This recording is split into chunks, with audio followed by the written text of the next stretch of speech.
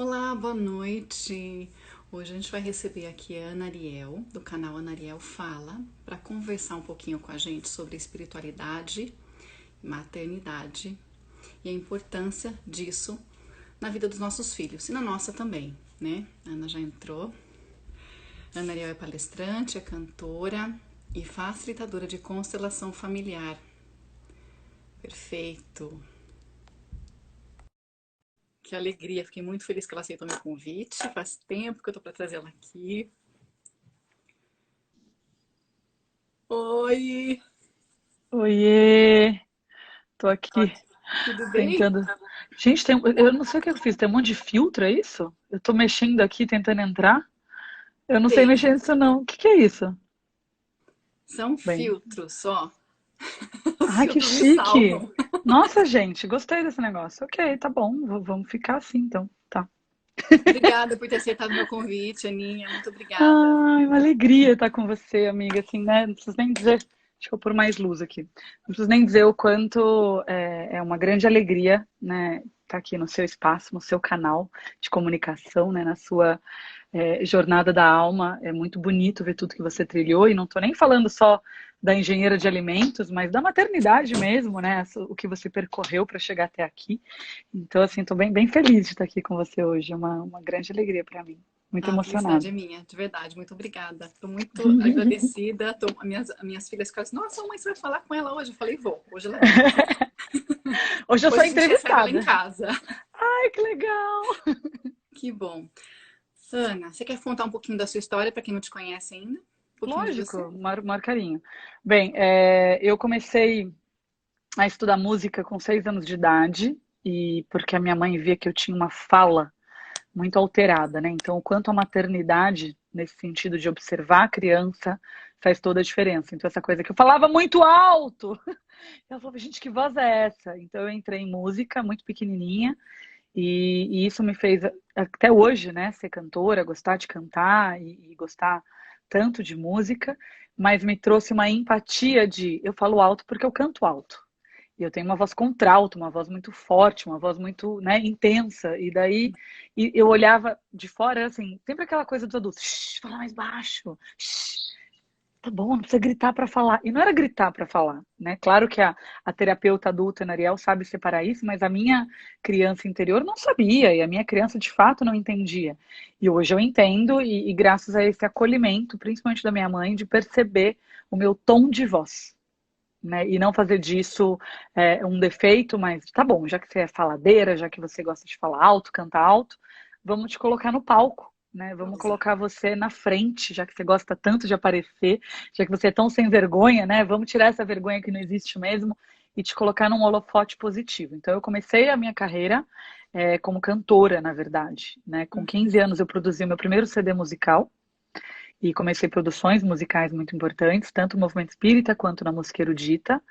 E aos 11 eu tive uma crise típica de pré-adolescente, que é a idade que estão as nossas filhas, inclusive, né? A É. Maria Catarina e a Vicky estão exatamente nessa idade de 11 anos, que é uma idade assim, né? Tá para fazer 12, aquela idade que chega a menstruação, chega o Fundamental 2, que é o nosso antigo ginásio. Então, são muitas mudanças, né?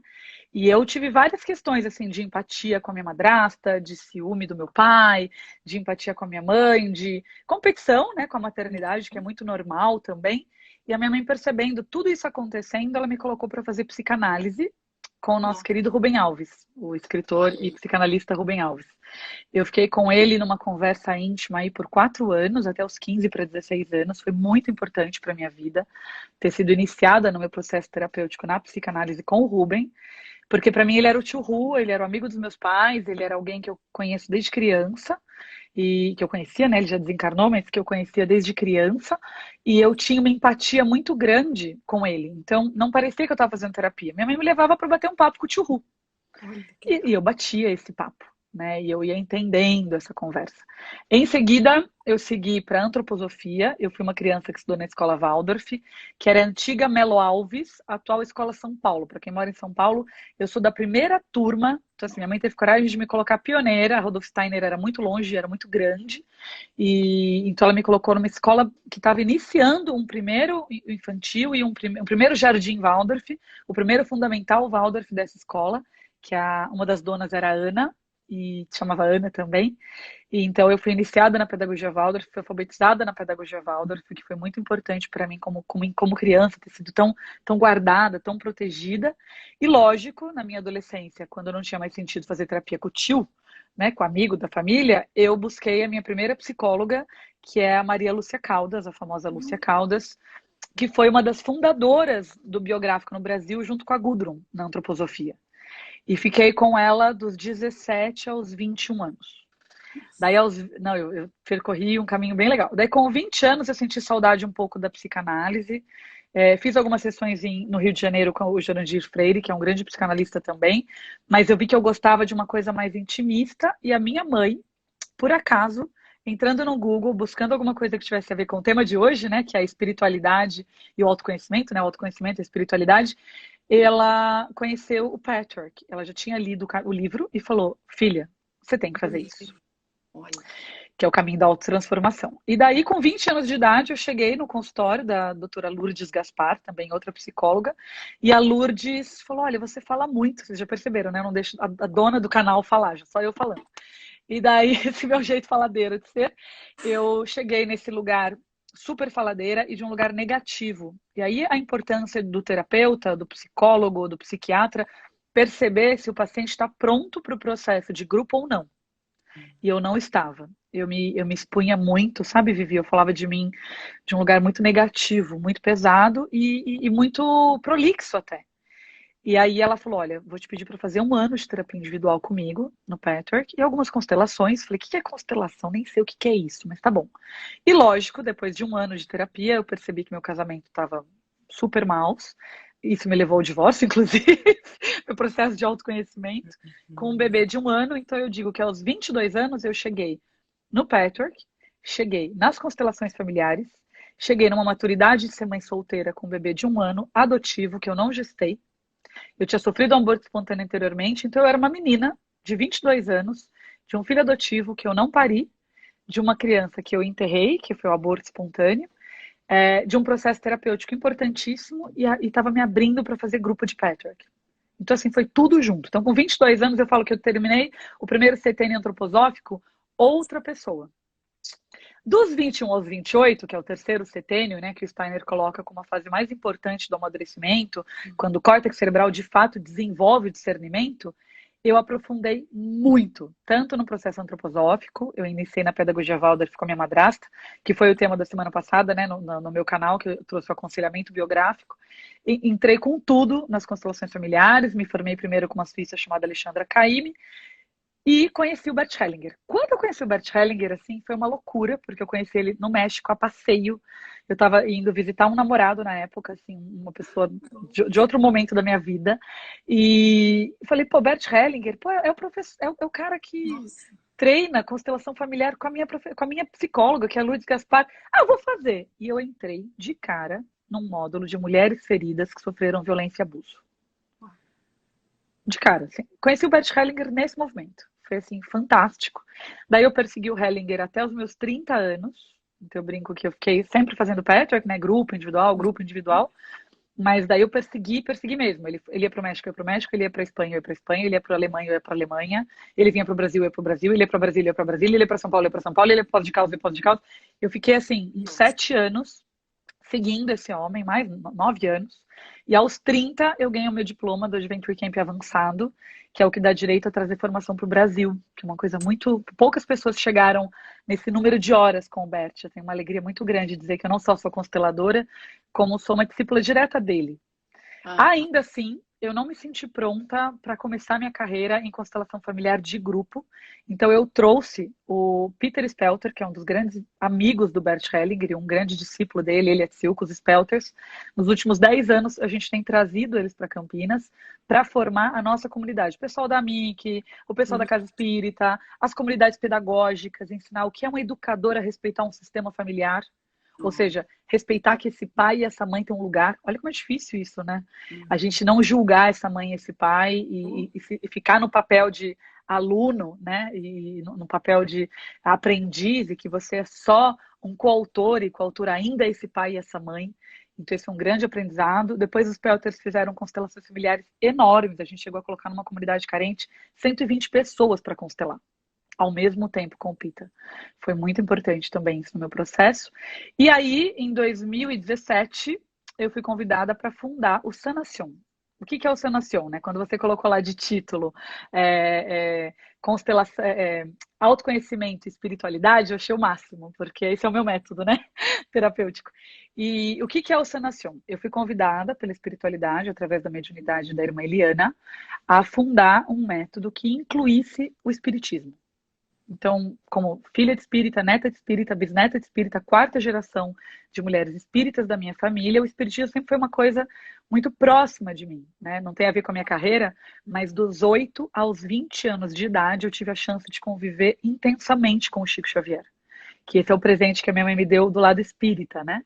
Que é ter ido todo segundo sábado do mês acompanhando a minha mãe para Uberaba e convivido intensamente com o Chico. O filho do Chico Xavier, assim, é um amigo querido, Eurípides Reis, até hoje, da nossa família.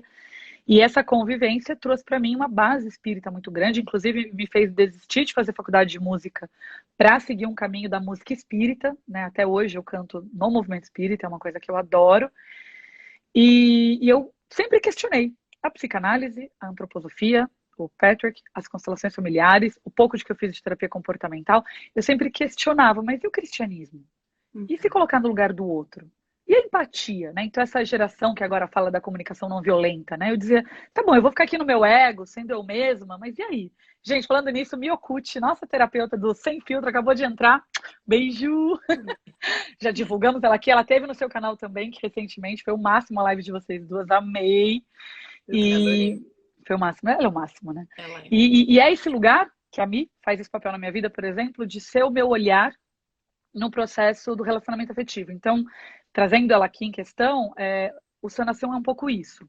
Eu trago para as pessoas um olhar do cristianismo, em qualquer religião, o olhar, na verdade, de um processo do sagrado com Deus, incluindo as ferramentas terapêuticas que eu percorri em 27 anos de terapia. Agora eu vou me denunciar, tô com 38, né? Eu entrei com 11, faz 27 anos. Eu vi que uma pessoa escreveu aqui: menina, quantos anos você tem? 50 anos? Não. Eu já dizia que você tinha 50 anos na hora que você parou nos 21. Foi até aí já deu 50 de experiência. Eu tenho 27 anos de terapia. São 27 anos que, no mínimo, 1 hora por semana, eu sento no consultório terapêutico para ser analisada, para ser vista por outra pessoa. E isso exige muita humildade. E no começo não era por humildade, era por sofrimento mesmo. Eu fiz muitas besteiras na minha vida. Me arrependo de muitos capítulos da minha maternidade, do meu lado feminino, do meu lado sexual. Me arrependo não porque eu fui reintegrando todos eles, né, por assim dizer. Mas eu reconheço que se eu tivesse feito terapia, sei lá, com 5 anos, talvez tivesse resolvido antes alguns feedbacks que hoje, com 38, eu tenho com muita clareza. Mas, assim, quando eu fundei o Sanação em 2017, a ideia era buscar uma terapia em grupo, acessível, que eu não usasse os títulos dos meus diplomas, porque a gente tem algumas tabelas de preço, né? Para quem é constelador do Bert Hellinger, para quem é do Patrick, para quem é da antroposofia, e a gente precisa respeitar essas tabelas. Então, eu fiz, na verdade, com a orientação da espiritualidade, eu comecei a fazer uma terapia experimental, com um grupo de Valência, na Espanha, que é um grupo firme, que está indo para o 3º ano de formação. E esse grupo foi me trazendo confiança e eu fui criando, então, né, os famosos caderninhos Moleskine vermelhos sem pauta, que eu tenho milhares deles. E esses caderninhos eu fui literalmente desenvolvendo com eles o processo. Então é muito bonito, porque a minha mãe me entregou para uma pedagoga Waldorf para ser a primeira turma de uma escola. E esse grupo de adultos, e quando eu falo adultos, eles têm entre 40 e 70 anos, esse grupo confiou em mim para ser a jornada deles no processo terapêutico. E com isso eu fundei o Sanacion. Hoje eu já tenho vários grupos, e vários grupos, inclusive, direcionados. Eu tenho um só focado em constelação familiar e empresarial. Então, eles vão me entregar monografias nas áreas que eles trabalham, no jurídico, no pedagógico, no financeiro, na assistência social, no RH. É bem legal esse grupo, ele já está indo para quase um ano de existência. Os outros grupos começaram a se departamentar naturalmente, então aquela coisa, né, que o Hellinger fala, cada constelador encontra seu constelado, cada constelado encontra seu constelador, isso é verdade. Então os meus grupos foram se direcionando, eu fiquei com um grupo mais de mulheres que estão no momento divórcio ou relacionamento afetivo. Eu tenho um grupo só de jovens, 2 na Alemanha, 1 na Espanha, que é um grupo do mundo inteiro, e esse grupo, eles têm todos entre 22 e 28 anos, então eles estão naquela crise, sabe, exatamente do setênio que eu formei a minha carreira, então direcioná-los tem sido muito especial do ponto de vista de sistema. E é isso. E tenho, acho que a minha maior profissão, né, que é ser mãe. Eu tenho uma filha que não sobreviveu, que é meu aborto. Eu tenho um filho adotivo de 17 anos, que eu adotei aos 21 anos de idade. Eu tenho a Catarina, que nasceu de parto domiciliar, que foi a minha militância pelo ativismo de parto humanizado. Tive o João Paulo, que nasceu numa placenta prévia, centro total, acreta e retida, que foi o meu golpe de ego, né? Sair daquele momento empoderada, eu posso tudo, meu corpo, minhas regras, e de repente eu dependo do médico, eu dependo de uma equipe, eu dependo de um hospital. E agora estou vivendo a experiência de ser madrasta, né? Da Bibi e do Brook, são meus enteados. Então, assim, hoje eu estou num momento super maternando muitas frentes da Ana Ariel, que eu acho que é a minha carreira mais difícil nessa jornada do ano da quarentena, né? Assim, acho que em 5 minutos, 10 minutos eu consegui falar um pouquinho de mim. Gostei, nossa, adorei o resumão, Ana. Resumão. Então, tive algumas perguntas aqui que chegaram, né? Uma delas é, por exemplo, qual é a real importância, né? Se a mãe não tem religião, né? Porque a gente que deveria primeiro, acho que esclarecer o que é espiritualidade e o que é religião, né? Que são Sim. coisas diferentes. No nosso caso, a gente está falando do cristianismo, né? A gente espírita cristã, mas a espiritualidade ela é ampla, né, Ana?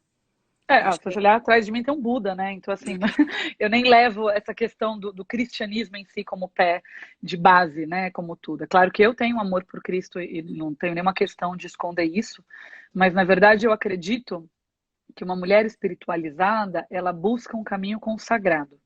O sagrado dela, ela pode ser ateia, né? Acreditar no ateísmo e não ter uma religião no sentido de adorar um Deus, qualquer que seja ele, mas ela tem um respeito ao sagrado, um respeito ao desconhecido, um respeito até ao filho, que ela não tem como saber o que ele vai se tornar. Né? Cada criança é uma caixinha de surpresas. Eu falo isso por mim. Quando eu adotei o Antônio, eu tinha só 21 anos de idade e eu tinha uma empatia muito grande, porque eu fiz uma transferência materna. Eu sofri um aborto espontâneo tardio, então eu não queria, de forma nenhuma, deixar de ser mãe. E quando chegou aquela criança que já tinha um sistema familiar e já tinha uma mãe biológica, eu quis roubar o papel dela. E lógico, ele me rejeitou. Então eu fui buscar as constelações familiares para entender que rejeição era essa, já que eu amava tanto o meu filho adotivo. E fui entendendo que eu não honrava o sistema familiar. Então, era como ter um edifício. Imagina um prédio que você ganha ele zero, né? Eu conheci o Antônio com 6 horas de vida e peguei a guarda provisória com 7 dias de vida. Então, eu peguei a chave de um carro zero, de um edifício zero. Mas eu não fabriquei aquele carro, eu não fabriquei aquele edifício. Eu não construí aquele edifício, eu não sabia onde ficava a elétrica, a hidráulica. Então, quando ele começou a dar tilt, quando ele começou a dar problema, eu não sabia quem era. Porque no filho biológico você tem aquela manha de saber que esse choro é de fome. A Vivi fala muito disso, né? Que esse choro é de sono, que esse choro precisa de um floralzinho aí, da gente liga pra Vivi e fala, meu, o que eu faço com essa criança agora? Mas tem alguns choros da criança adotiva que é a saudade da mãe. Né? Quando o Santo Agostinho fala do vazio, do tamanho de Deus que só Deus preenche, que eu cito tanto, eu acho que o filho adotivo ele tem um vazio do tamanho da mãe biológica. E eu acho que a criança ela tem um vazio do sagrado. Se você não trouxer para essa criança, qualquer que seja, tá? E aí você não precisa ser espírita, católica, evangélica, cristã, budista. Você precisa dizer para essa criança: o desconhecido existe, ele é mágico, ele é lindo. E tem as fadas, e os gnomos, e os contos de fada. E ela precisa acreditar que ela pode sonhar. né? Talvez não no Papai Noel, mas no São Nicolau, talvez não no São Nicolau, mas em algo que de maneira Linda. desconhecida traz o sagrado, e esse sagrado é lindo. Então, respondendo à pergunta dessa mãe, eu não acho que uma mãe precisa de religião. Eu acho que uma mãe precisa do encantamento ao sagrado para que essas crianças se sinta vista, se sinta sonhando e se sinta parte. Isso eu acho importantíssimo. Eu acho que as mães muito materialistas, que não valorizam a individualidade de cada criança, elas tendem a ter crianças muito doentes. E daí eu falo como no consultório, né? Eu tenho aí muitos anos de consultório, eu vejo crianças criadas por babás, de pais ateus, materialistas, que não acreditam em nada, que são crianças com uma espécie de anemia na alma. O Gabriel Cousens, que é um grande médico americano, ele diz que existe uma eutanásia da alma quando você não acredita em nada, quando você não acredita em nenhum sagrado. E eu realmente acredito nisso. Então, se perguntar a minha opinião terapêutica, eu diria que todo mundo, todas as mulheres, todos os homens, eles deveriam transferir sonhos para os seus filhos, para eles caminharem melhor na jornada. Que lindo, Ana. Realmente, essa parte é essencial, né? Eu busquei muito disso também. Vocês me conhecem há algum tempo, né? Alguns 16 anos já, eu acho. Por aí, vamos parar de falar de idade? Tô brincando. Eu não ligo, viu, gente? Eu vou fazer 40 o ano que vem. Já digo a data, 14 de novembro de 2021, eu faço 40 anos, podem todos me dar parabéns, guardar a data, colocar na agenda, vai ter festão. Assim, amo! Quero fazer 40 bem feliz. Segura, Ana, segura. Segura. Tô planejando 1 ano e 3 meses antes. Você tem tempo de chegar no Brasil, comprar sua passagem aérea, pagar em 15 vezes no cartão, olha aí. Tô te dando prazo, amiga, para você chegar no Brasil. Olha que loucura. Vamos esperar que o Covid já tenha sido resolvido, né? Porque eu tinha plano de ir para o Brasil também ficar 3 meses esse verão. Eu tava empolgadíssima. Falei, agora vai, agora vai. Não, Bom, acho que tá tantos triste. planos, né, foram Todo adiados mundo, ou né? modificados. Com certeza vai um ano de antes e depois, né? O antes 2020 e depois 2020. E tem uma pergunta também que chegou aqui, Ana, que a mãe diz assim, e quando o pai e a mãe têm religiões diferentes e existe um conflito? Então, existe um conflito quando eu quero impor algo, né? Na constelação familiar, a gente diz que a gente nunca casa só com a pessoa, a gente casa com o sistema do outro. Então, não é o homem e a mulher se casam. O homem e a mulher, eles casam com o sistema de origem de cada família. Então, você vai vir de uma família católica, ele vai vir de uma família espírita, você vai vir de uma família evangélica, ele vai vir de uma família budista, e assim por diante. Esses dois sistemas familiares, eles vão converger, se eles são diferentes. Aliás, vou dizer mais, tá? Porque eu já fui casada com um espírita. Eles podem converger na educação até na mesma religião. O que conta é de que lugar você está impondo ou incluindo a religião do outro. Então, por exemplo, eu sou espírita, e o meu companheiro, que é o Paulo, ele é católico. O meu primeiro marido, que é o Caio, ele era taoísta, budista, e eu era espírita. Então, assim, o pai dos meus filhos era espírita também. Eu tinha muito mais convergência com o meu primeiro marido e com o meu atual companheiro do que eu tive com o pai dos meus filhos, que era da mesma religião, porque não era uma questão da religião. Porque se a gente pegar a palavra, a etimologia da palavra, eu gosto muito disso por ser filha de escritor, né? E porque a minha mãe também gosta, religião, a origem vem do religare, da capacidade de ouvir, da capacidade de religar-se com o outro. Então, o religião em si é eu me ligo com Deus. E isso me traz uma conexão maravilhosa. Se teu filho sentir isso numa igreja, ou se teu filho sentir isso numa casa espírita, se teu filho sentir isso num templo, em todos os lugares tem Deus. E se você tiver essa abertura de incluir o outro, isso não vai acontecer. Então, provavelmente no conflito, e daí uma constelação familiar, posso falar fazendo minha propaganda, resolve, é você incluir a religião do outro no teu sistema. Então, aqui em casa, por exemplo, a gente faz Ave Maria, que é uma oração super católica, e eu vejo, por exemplo, na hora de dormir, os filhos do Paulo falam não sei o que, amém, amém. Os meus filhos falam, assim seja. Eles falam mãe de Jesus, de Deus. Meus filhos falam mãe de Jesus, porque eles estão aquela coisa da ciência espírita, né? Vão raciocinar. Até que a morte nos separe. Daí meus filhos ficam, até o nosso desencarne. Tipo assim. Então, algumas partezinhas, a palavra, a etimologia da palavra, para um tem mais sentido e para outros tem mais sentido. Mas por que agora a gente inclui essa oração? Porque a Bibi e o Bu são católicos e rezam dessa forma, e a gente pode incluir, e assim por diante. Então você vai incluindo, e é uma soma de valores, porque essa criança vai crescer e ela vai ter muitas oportunidades. Então, por exemplo, a família do meu pai é muito católica. E a Uhum. minha avó super me levava na igreja para assistir missa. No velório dela teve toda aquela questão de ficar velando o corpo. E foi muito legal para mim aprender tudo isso. Eu estudei em colégio católico. Então, quando a gente olha dessa forma, é você pensar assim, tá? Em vez de ser um conflito, ser uma soma. Em vez de ser uma religião, a criança talvez ter um tanto mais de religião que outros pais. Por exemplo, a Vivian é engenheira e o marido dela é veterinário. Então, essas crianças vão saber um pouco mais sobre veterinário e sobre alimentos do que o resto da humanidade, que não tem pais nessa área. Na minha casa, a mesma coisa. Meu pai na área de letras, a minha mãe na área de educação. Eu sei super sobre educação e eu não fui ser pedagoga como profissão. Eu até estudei pedagogia Waldorf, mas não foi a minha base. Não decidi ter uma sala de aula. Mas eu tenho uma empatia porque eu tive essa linguagem. Acabou de Uhum. entrar minha comadre aqui, a Bebel, que também é engenheira de alimentos. Ela foi sua professora ou foi o Chico? Foi o Chico, Então, ela é engenheira de alimentos. Eu falo de a alimentos. professora. A Lirene também está aqui, da Engenharia de Alimentos, viu? Tem Ah, que vários legal. engenheiros aqui hoje. Então, que são engenheiros de alimentos, eu falo de alimentos com muito mais propriedade do que pessoas que nunca escutaram. Daí a pessoa fala assim: você é nutricionista? Não, eu sou comadre de uma engenheira de alimentos. Então, eu nunca mais vi o alimento do mesmo lugar que as pessoas veem. Porque eu fico escutando esse lugar que a engenharia fala da propriedade de cada alimento que eu nunca tive. Então, eu tenho um irmão nutricionista, eu tenho dois irmãos advogados, duas cunhadas advogadas e uma comadre advogada. Eu falo de juridiquês, eu posso sentar numa mesa e falar: nossa, você é advogada? Não. Mas eu falo a linguagem deles, eu entendo, esse processo, o que é uma LP, que é uma lei provisória, né, e o que é você fazer um mandado de segurança. Ah, você é da área jurídica? Não. Então, essa criança que vai ter duas religiões, ela também vai ter um pouco mais de duas religiões, ela vai ter um pouco mais para escolher o caminho que ela vai trilhar. Isso é o máximo. Se for olhado na soma, se for olhado em mais amor, é muito bonito, é Olhar muito na soma, importante. né? Isso é muito Olhar importante. na soma. Isso, mudar, né? Simplesmente sair daquele lugar e buscar um outro ângulo. Tem várias perguntas chegando, Ana. Tem uma aqui que diz assim: qual a relação do cristianismo com a pedagogia Waldorf? Ok. Rudolf Steiner, que é o fundador da pedagogia Waldorf, ele não fez nenhuma ligação com o cristianismo, tá? Não fez mesmo. Ele acreditava que o centro era o eu. Então, o que ele trouxe, ele não fala espiritismo, mas o que ele trouxe foram os corpos etéreos, né? Que são os corpos sutis, Verdade. que é uma coisa maravilhosa, que é você entender que cada criança ela vai ter uma sutileza única. E essa soma de individualidades somam quem ela é.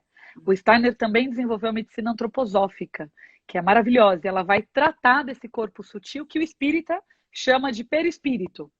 Então, assim, se a gente for pensar em religiões, por exemplo, perdão, em nomenclaturas, o Patrick chama os eus, eu superior, eu inferior, máscara, eu idealizado. A antroposofia vai chamar dos temperamentos, colérico, sanguíneo, melancólico e fleumático. O espiritismo vai chamar de corpo, espírito, perispírito. Então, são nomes diferentes para as mesmas coisas, que Eu é um adoro isso, olhar, eu adoro acho o máximo, porque eu também. são nomes diferentes para a mesma A mesma coisa, que é coisa. assim, nomes e nomenclaturas para dizer: existe o que a gente está vendo Uhum. e existe o que a gente não vê, mas que precisa ser visto. Então, por exemplo, e daí agora eu vou fazer propaganda da Vivi, quando a Vivian ela receita um floral, ela não está trabalhando necessariamente com o seu corpo físico, ela está trabalhando com o seu emocional. E como é que ela chega no seu emocional se não é um remédio? Porque ele vai trabalhar os corpos sutis, o floral vai tratar desses corpos sutis. E o Steiner fala disso desse lugar. Então, esclarecendo, a antroposofia não é cristianismo e não é espiritismo, tá? É uma outra linha, que é a linha da antroposofia. O nome já diz. Ele desenvolveu um religare direto com Deus, incluindo a questão da natureza, incluindo a questão dos temperamentos, incluindo a questão das estações do ano.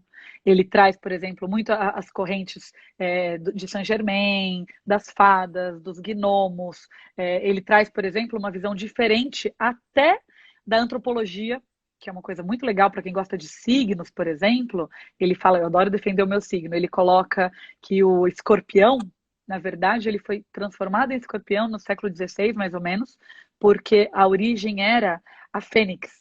Então, que uma pessoa de uma escorpianina, não é que a gente é venenoso, a gente mata ou morre, porque a gente é visceral. Então, imagina você olhar uma criança de temperamento antroposófico, sanguíneo e colérico, que sou eu, e ainda incluir que ela é uma fênix, então que ela tem uma tendência a morrer e renascer, e que ela precisa disso para entender quem ela é. Isso é diferente de você pensar que ela é má, que ela é É. venenosa, que ela é maledicente. Então não é que o escorpionino ele é maledicente, ele precisa falar, ele precisa se comunicar. Olha aqui, só eu falo, eu tô dominando a live da minha amiga aqui. Mas por quê? Porque é uma Pergunta, tá tudo certo. necessidade, é uma questão de necessidade. E saber disso, né? E aí não sei como é que a Vivi está de tempo, porque eu sou faladeira, eu posso ficar mais tempo, não sei se ela tem a coisa de 1 hora, se ela vai cuidar dos filhos, botar para dormir, se você está fazendo lives rígidas. Como é que Não, você tá a nesse. gente, na verdade, o Instagram fecha com 1 hora, mas a gente pode voltar mais um E pouquinho, fazer sim. uma segunda, se a gente não conseguir Sim. responder todas as perguntas. Quem me ensinou isso foi a Miyokut, porque eu comecei a assistir as lives dela, e ela nunca consegue falar em 1 hora só, e ela fala, gente, acabou essa, a gente começa outra. Eu falava, ai, que alívio, não sou só eu que penso assim. Que desespero ter que falar em 50 minutos, né? Não, porque a gente vai querendo conversar É. e acaba, né? O meu gatão acabou de entrar, o Paulo, ele mandou uma carinha de coração, assim, porque ele sabe que eu falo mesmo. E eu quero poder falar em paz, assim, senão eu travo já. Mas vamos lá, não sei se eu respondi a pergunta sobre a questão do Rudolf Steiner e o cristianismo e o espiritismo, mas são filosofias diferentes. Ele foi fundada por Rudolf Steiner e ele tinha no centro o eu, tá? O cristianismo tem no centro o próximo, o amor ao próximo. O espiritismo tem no centro religião, filosofia e ciência. E o Steiner tinha o eu como centro vital. Então, é uma soma de aprendizagens, né? Mas cada uma tem um valor. Tem outra pergunta aqui, Ana, que diz assim: como começar a busca pelo autoconhecimento? Eu diria que se você é mãe e pai, o primeiro passo para você cuidar bem do seu filho e da sua filha é se autoconhecer. Eu acho que a gente começa a querer fazer terapia, e eu vou falar pelos meus pacientes, quando a gente tem filhos.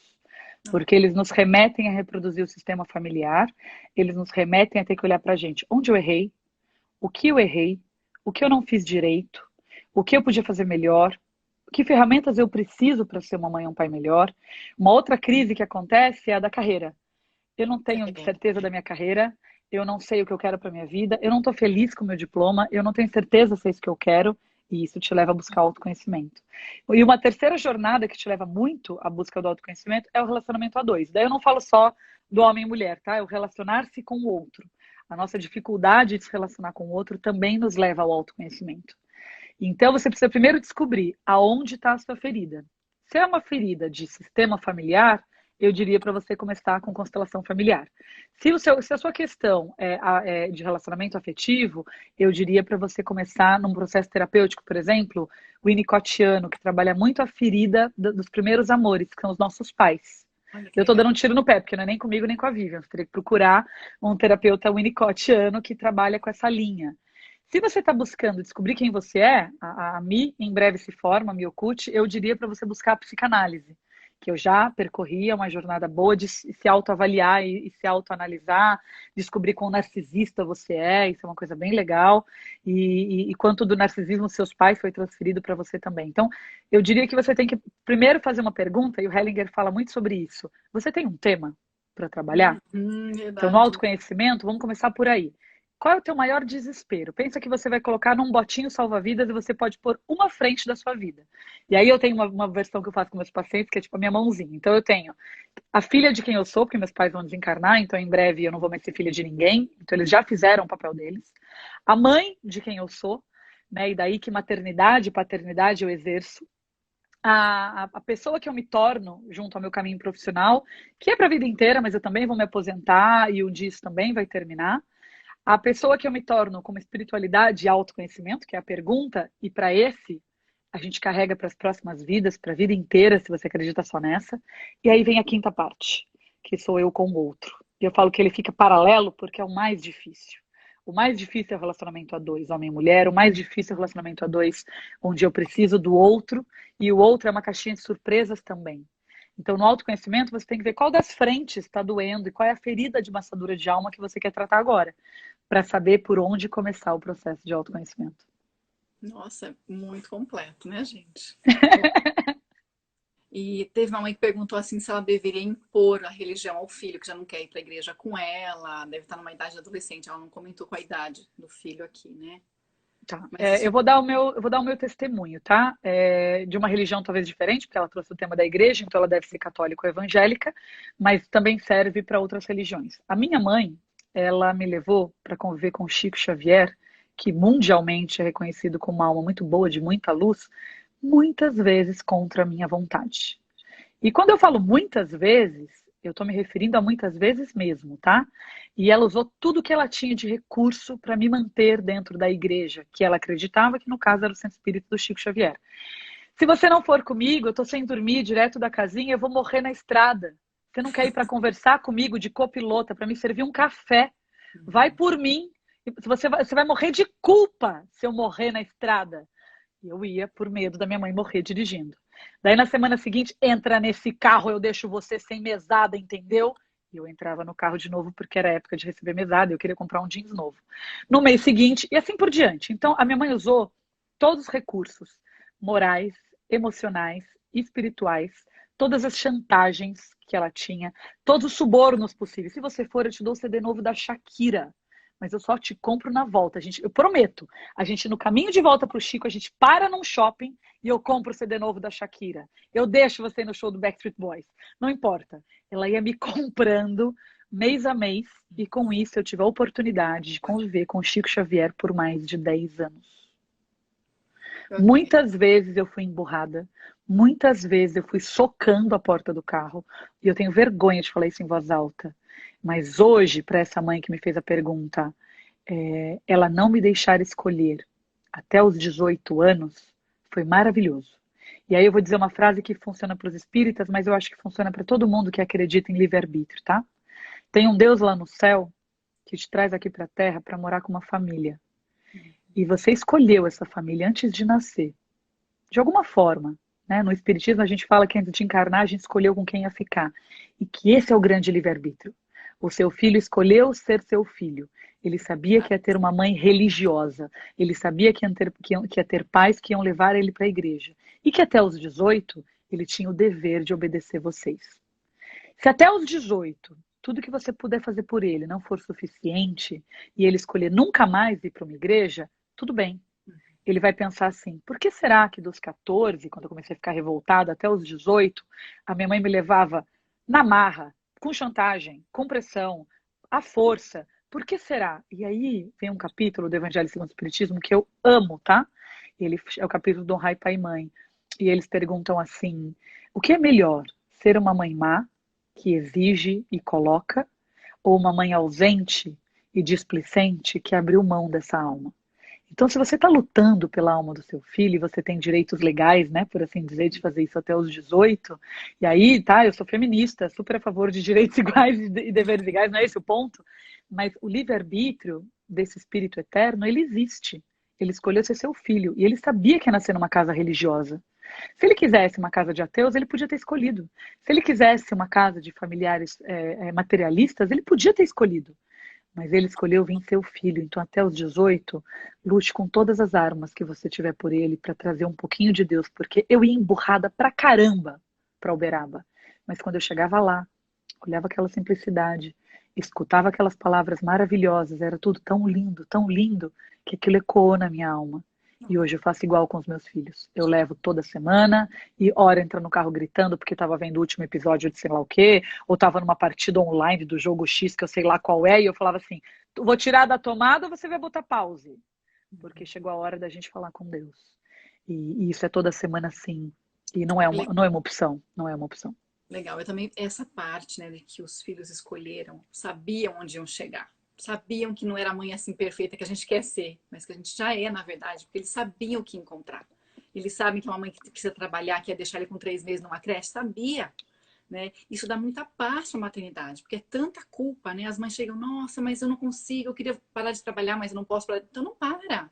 Teu filho sabe até onde você pode chegar. Né? Quando ele te conheceu, né, lá de cima, quando ele olhou e falou que eu quero nascer aqui, eles realmente sabem o que esperam. E isso dá muita paz. E é muito bom ouvir isso, porque aqui em casa eu faço assim também. Vai na chantagem, muitas vezes. Que foge de alguns preceitos meus, mas que a espiritualidade sobrepõe. Então, para isso, vale a pena. E vai. Ó, Hoje, tem aqui uma pessoa perguntando, né? Jogo online não tem pausa, Ana. Não, eu sei que não tem pausa, por isso que eu digo que eu tiro da tomada. Então, o que eu faço com eles, e daí é a minha parte materna e pedagógica, de dizer assim: estamos saindo em 15 minutos. Não comece uma nova partida. Para você ver como eu entendo. Eu tenho 2 filhos homens e um enteado. São 3 meninos jogando videogame. Eu entendo bem disso. Eu falo, olha, não comece uma nova partida, porque se você começar, eu vou tirar você no meio do jogo. Então eu sei que não tem pausa, gatão. Fica tranquilo. Não sei quem foi que me escreveu, mas fique em paz. Eu sei disso. e tem o preço, né? Hoje, por exemplo, assim, depois que veio a pandemia, aqui em casa ficou muito difícil, porque a gente estava num ritmo de ir para a igreja aqui. Aí veio a pandemia, acabou com o ritmo. E agora, até agora, quantos meses faz? Já março, abril, maio, junho, julho, 5 meses. Hoje foi um dia que eu consegui que elas viessem para a hora do evangelho em paz. Eu falei, gente, vê, é persistência. Não tive que chantagear ninguém, não tive que trocar por hora de jogo, não tive. A Vitória até chegou com o caderninho dela para anotar, porque a gente escuta um sermão, né, online, e pegou a Bíblia. Eu falei, gente, funciona. Então, gente, tem momentos, Levou em cinco 5 meses meses, é um, gente. mas Levou vale a 5 pena. meses. Tá tudo bem. É a persistência, porque tem hora que desanima, realmente fala, nossa, né? E é isso, a gente precisa mostrar o caminho. Se eles vão seguir ou não, não é com a gente.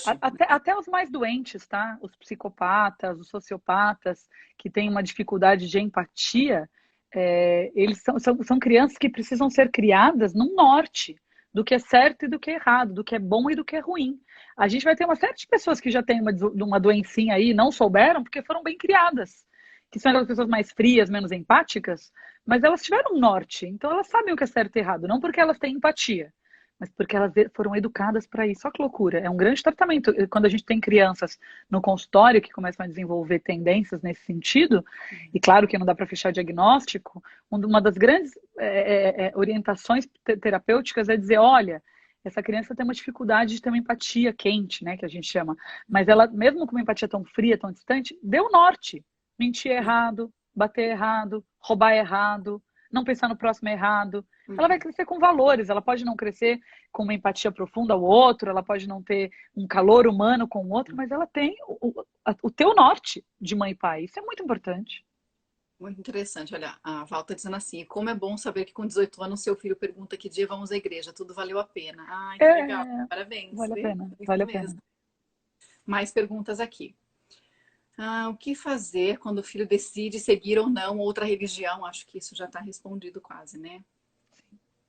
E a outra pergunta, deixa eu ver se eu anotei aqui, já não entendo nem minha letra. É mãe, tá tudo certo. Eu sou a Onde moça que dos tá ficando post-its. mais difícil? Tá. Que ela perguntou na gravidez, que ela se sentiu muito afastada de Deus durante a gravidez. Se isso poderia ser algo ruim, como falamos. Que geralmente acontece o contrário, né? Pelo menos comigo, não sei, acho que é muito pessoal, mas a gravidez, quando a gente sente vida, né, dentro da gente, a primeira imagem, a primeira sensação que vem, nossa, como Deus é bom, né? Existe algo maior. Então, na gravidez da Catarina, eu senti esse lugar sagrado. No João, que foi uma gravidez de alto risco, eu senti muita falta de Deus. Eu fiquei muito triste com Deus. Eu briguei muito com Deus, porque era uma sensação de, poxa, eu tive um parto domiciliar, primagesta, agachei e pari, já pus no peito para mamar enquanto ainda pulsava o cordão umbilical, e daí agora vou ter uma cesárea? Eu não vou curar da minha doença porque eu tinha uma placenta prévia e muitas placentas marginais sobem. E a minha não subia, e a minha foi ficando acreta, eu fui ficando doente. Eu falava, Deus, o que você quer de mim, cara? Que conversa é essa? Eu tô aqui parindo, tendo um filho, escolhendo a vida, né? E cadê você? Então eu vivi um pouco isso na gravidez do Jojo, de ter muitos questionamentos com Deus, com a minha fé, com a minha religião. E o que me ajudou, e aí trazendo para essa mãe, é assim, quando a gente se torna co-criador com o pai, e a gravidez é uma cocriação nossa com Deus, né? É o lugar mais sublime que uma mulher pode viver, que é se deixar usar, né? Você recebe um alienígena, né? Um estrangeiro, você recebe alguém que vai sugar as suas vitaminas, suas proteínas, os seus melhores alimentos, vai ocupar um espaço, vai afastar os seus órgãos para ser gestado. Pensa quanta coisa está acontecendo, né? E ainda assim ele é um corpo estranho. E daí, de repente, isso não é tranquilo para algumas mulheres, porque quando você se torna co-criador, e aí vem, e eu tenho pacientes, Vivi, que tiveram questões com Deus durante a gravidez. Você fala assim, meu Deus, por que eu não te sinto mais? Eu não deveria estar me sentindo na fé? eu não deveria estar me sentindo exuberante, eu não deveria estar me sentindo super feliz porque eu estou grávida. Eu acho que existe uma romantização excessiva sobre as gestações. Eu, nos meus primeiros 3 meses de gravidez da Catarina, vomitei todos os dias, tendo que tomar soro na veia para conseguir comer. Foi ótimo, porque eu emagreci tanto antes de conseguir engordar que eu nem engordei na gravidez da Cata. Teve um lado legal para o meu lado vaidoso, narcisista. Mas eu acho que existe um romanceado, sabe, sobre o que é a gravidez e pouca consciência do quanto dá medo para muitas mulheres. A partir de agora, eu não durmo mais em paz, porque tem outra vida nas minhas mãos. Verdade. A partir de agora, eu vou ter que produzir o alimento do meu filho. E se eu não conseguir? E se eu não conseguir aleitar? Eu amamentei pra caramba, mas eu tenho amigas que não conseguiram. E como é que faz quando essa mulher não consegue? E se meu corpo não parir? E as minhas pernas se fecharem e meus órgãos se fecharem e eu não conseguir ter um parto normal e ter uma cesárea? E eu vou ser cortada em 7 camadas? E como é essa cicatrização? Então, acho que assim, passam muitas coisas na cabeça das mulheres que são pouco ditas. A gente fica naquela enxoval, É, lua de enxoval, agora tá na moda bebê surpresa, daí corta o bebê e corta o bolo e vê se é. Corta o bebê, não, gente, deixa o bebê quietinho lá dentro. Corta o bolo e vê se é menino ou menino. O Alok agora acabou de virar pai de novo, ele soltou fogos sem saber se era menino ou menino, e os fogos eram rosa, então ele vai ser pai de outra menina. Então, tem um modismo excessivo sobre o comprar o enxoval nos Estados Unidos, sobre montar o quarto do bebê com papel de parede X, sobre a surpresa do sexagenagem, sobre até agora eu vi outro dia alguém fez um post absurdo que eu achei super materialista dessa coisa de mêsversário, e todo mês faz uma festa para um bebê que nem sabe que você existe. Eu falo, gente, jura que é isso? Com tanta criança passando fome? Mas ok. Então, tem tudo isso, e eu acho que tem pouca conversa assim. Você tá com medo de parir? uhum. Você tá com medo de um bebê passar pelo seu canal vaginal, né? Uma cabeça Porque desse se você tamanho, um olha aqui canal mesmo desse no tamanho. Instagram, Ana, os canais assim que tem muita gente, fala disso, do enxoval do bebê, do carrinho, né? Dessa parte que é legal também. Mas será que é isso que essa mãe tá precisando, né? É uma Pois super é. verdade, né? Então, assim, eu acho que falta uma empatia com a realidade, assim, das dores de parto, com as contrações de Braxton Hicks que dói pra caramba e que tá te preparando e não te inibindo. Tem uma série de questões, se você vai ter leite, não vai ter leite, o que é colostro, o que não é colostro. Tem etapas da gestação que ninguém conversa. Eu cheguei a fazer um curso de maternidade desses chicosos, assim. Eu fiz um tour na maternidade, fiz uma aulinha de 2 horas. E em tese é isso que eu ia saber sobre o meu parto? Eu falava, jura? Ninguém vai me explicar como é que é a fisiologia do meu corpo, nasceu, toma vacina, não toma vacina, é bom da vacina, não é bom da vacina, faz bem da vacina, não faz bem da vacina. Que é Não colírio de questiona, prata? ninguém questiona. Ninguém questiona. E esse é o processo do autoconhecimento dessa espiritualidade, que é assim, é sagrado o teu momento. Ele tem que ser teu, ele não pode ser roubado por uma equipe médica. Você não pode pegar o teu maior momento e entregar na mão de alguém e falar assim, doutor, você decide como eu vou parir, o que foi melhor. Nada disso. Eu quero decidir, peraí, meu corpo é capaz? Meu emocional é capaz? Eu tenho pacientes, por exemplo, que entraram em trabalho de parto, contração, 10 de dilatação e pediram anestesia e falaram, não, não, não, não quero parir. E tudo bem. Ela foi respeitada no seu direito de escolha. Mas ela foi respeitada no seu direito emocional de ter se preparado emocionalmente, espiritualmente para aquele momento, ou ela só sabia fisiologicamente o que ia acontecer com ela? E tinha medo, Entendeu? né? É. Ó, Ah, a Bi tá falando assim: se eu soubesse de tudo isso antes, nem nem quarto eu tinha preparado. para minha Até porque, segunda eu não vamos preparei combinar, nada. A que a segunda gente eu ia nem dormir com a usa o quarto do gente. bebê, né, meu? É para tirar umas fotinhos, vamos combinar? Minha primeira teve quartinho bonitinho, os amigos ajudaram a montar, quartinho do Winnie the Pooh, né? Plá, plá, plá. A segunda nasceu, assim, tinha Não roupa, dorme nem no berço, galera. Assim, olha, eu deu acho que pra cama, eu porque acho que não dá. o maior investimento, assim, que eu falo para todas as mulheres do mundo, é aquele berço que se acopla na É, cama da mãe. esse eu tive. Aquele, gente, assim. Se você não puder comprar um carrinho, não precisa. Se você não puder montar um quarto de bebê, você não precisa. Você já pode passar por uma cama montessoriana para ele aprender a engatinhar e tá beleza, porque engatinhar é importantíssimo. E aí já dou a dica da Beatriz Padovani, que trabalha muito essa coisa do engatinhar. Mas, de fato, a primeira fase de um bebê é uma cuna do teu lado e mais nada, não tem segredo. Muito louco isso, né? Muita Ninguém fala pressão, né, disso. também tem nesse sentido, Ana. Eu vejo às vezes também as mães preocupadas em que hospital você vai ter seu bebê.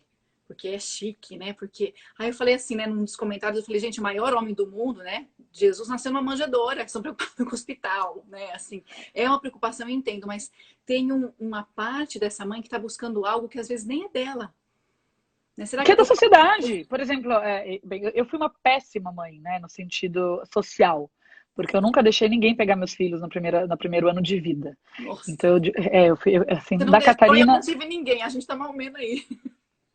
Então, assim, no primeiro ano da Catarina eu não deixei ninguém mesmo, assim, foi muito difícil para mim a coisa de confiar no mundo, o Steiner fala muito que o bebê ele é gestado 9 meses dentro do Ah, ventre e mais 9 fora, e que com 9 fora ele começa a entender o mundo. E isso faz muito sentido. Então é como se até a Catarina já está super bem introduzida nos alimentos, eu não conseguia passar ela para o colo de ninguém. O João, que foi uma cesárea, tive uma gravidez de alto risco, um parto horroroso, tarará, tarará, muito sofrimento, eu tive arrego e eu pedi ajuda, foi muito legal. Mas, enfim, eu ainda prefiro a falta do deixar do que o excesso, porque no começo é uma relação mãe-filho. Mãe-filha, de verdade. nossa. Ana, melhor mãe não pensa diferente. Melhor mãe não pensa diferente. Porque mãe é mãe, assim, a gente gesta, a gente amamenta, a gente foi feito para esse momento, né? E é legal porque quando Hellinger fala, né, que a mãe dá origem, o pai dá o mundo, eu gosto muito dessa imagem, né? Que é você pensar que o comecinho precisa do universo feminino. As mulheres precisam se empoderar mais. A gente fica querendo direitos iguais, mas vem cá, os caras não amamentam, eles não produzem leite, não é igual, a gente vai amamentar, não tem competitividade, né? E eu acho que os grandes amores, eles vêm daí, por exemplo, você pensar que é o momento da mãe e que você vai ter o seu momento em seguida. Então, quer ser um bom pai? Assessora direito essa mulher que você ama. Leva água para ela, deixa a garrafa de 1 litro para ela ficar bem hidratada e ter mais leite para o teu filho.